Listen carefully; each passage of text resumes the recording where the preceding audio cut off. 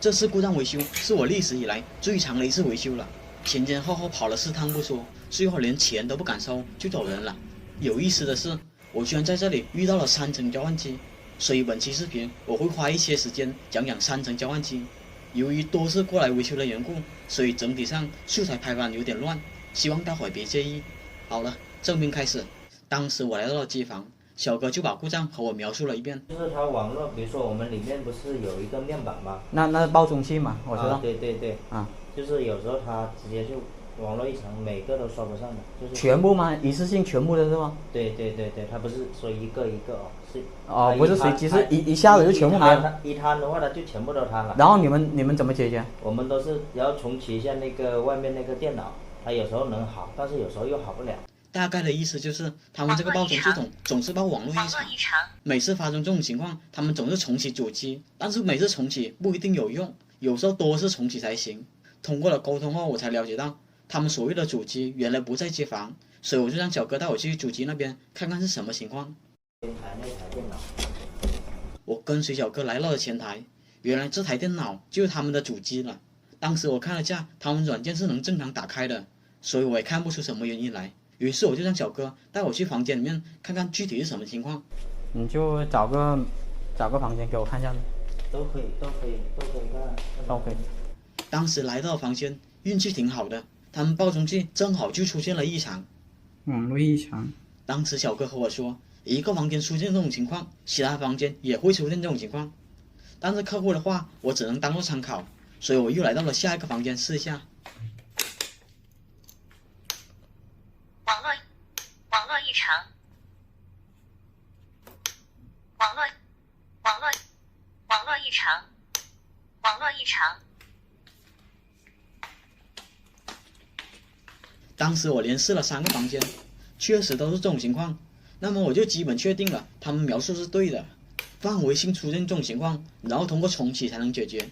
当时我就判断是主机线路或者 IP 出现了问题，于是我就回到了主机旁边，查看了一下主机的 IP 地址是多少。当时我看了这主机的 IP 地址，它是3网段的。然后我又查了下这主机的接入方式，让我没想到的是，它居然是静态接入的。那这样的话，那就不是 IP 问题了，但他们目前的网络也是正常的啊。于是我就学着他们一样，重启电脑试一下，看看他们的报中系统会不会恢复正常过来。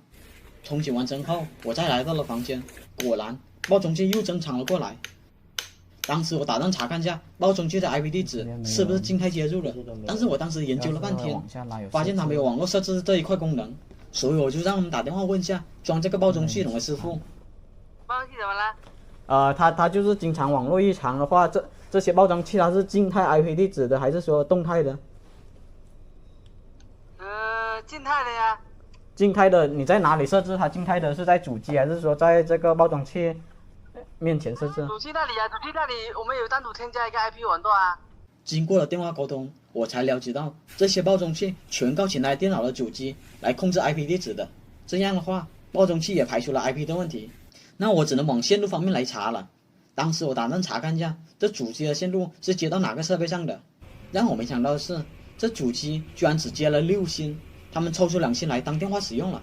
这就好办了，这时候我就回到机房，看看这线有没有通向机房。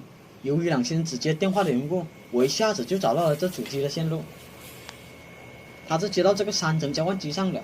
后面我又花了几分钟捋了下这些的设备线路，已知前台主机是接到了3层交换机18号口上，下面瑞捷交换机是接到3层交换机1号口上，海康的交换机则是接到3层交换机的22号口上。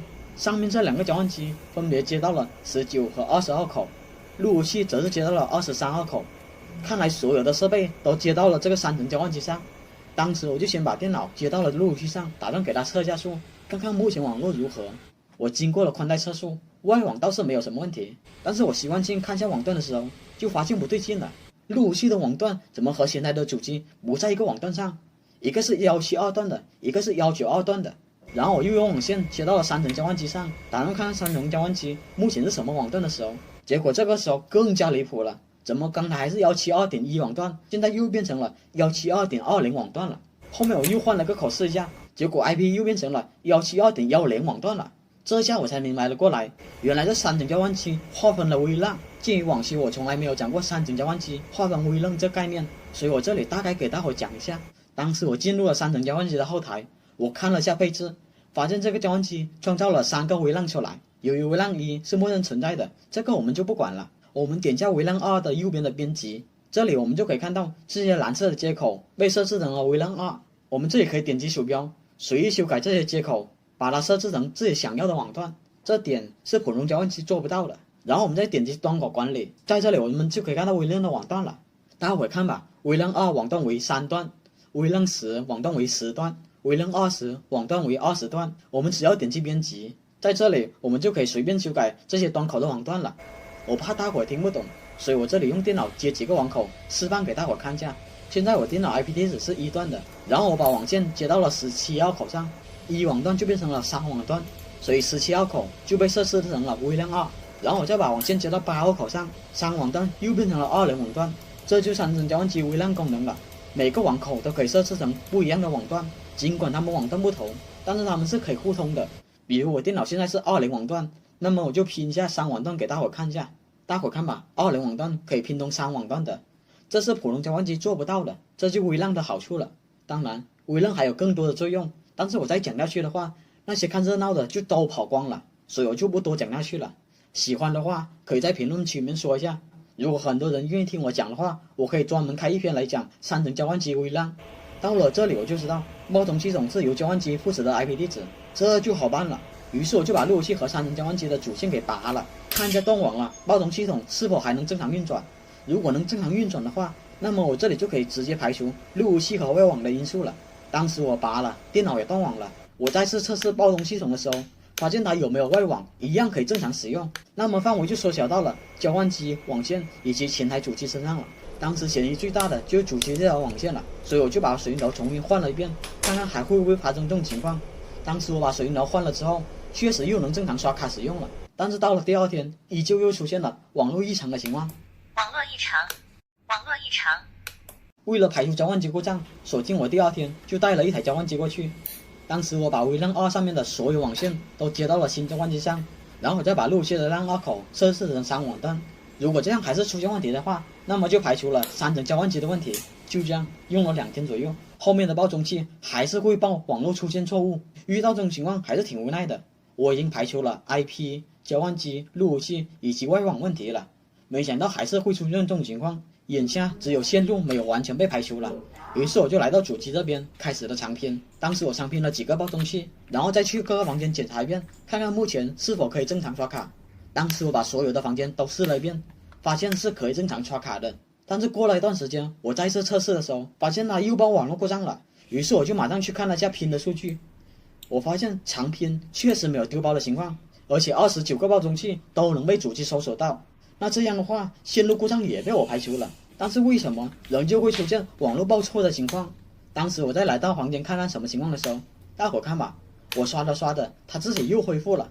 当时我也拆了爆中器，查看了水龙头，均没有发现什么问题。在这么多方面的排除下，我只能考虑这些设备或者这个系统本身就存在问题了。没办法，遇到这种情况，我只能撤场了。该用的办法都用了。当时我准备走的时候，客户经理就问我多少钱了。我和他说事情还没有解决，所以我这里就不收费了。毕竟他不是老板，到时候又出故障了，他也没办法向老板交代，所以我就没有收了。好了，本期到这里就结束了。